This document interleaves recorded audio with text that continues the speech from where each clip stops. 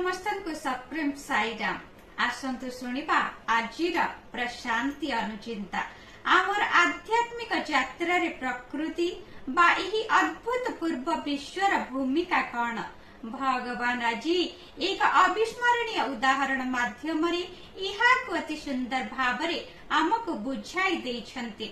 प्रथमे दुईटी तत्व थिले मु एवं तुमे, तत् एवं त्वम, अहम एवं ब्रह्मा।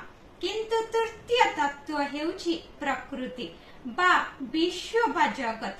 एहा मध्य को आसिले किंबा एही दुईंक मध्य रे रहिथिबा परि आमर भ्रम सृष्टि हेला। किछि व्यक्ति बा मध्यस्थी जे विवाह प्रस्ताव नेबा आनिबा विषय रे तुमे जानिथिब।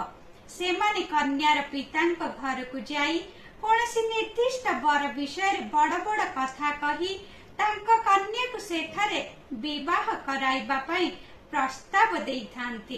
तापर सेमाने वर घर को जाई विवाह स्थिर करिबा कारणरु तांकर कन्या को ग्रहण करिबा पूर्वरु एक बड़ धनराशि देबा पई बाध्य करिथांती। विवाह सरी जिबा परे सेमाने केउआडे अदृश्य होई जाइथांती।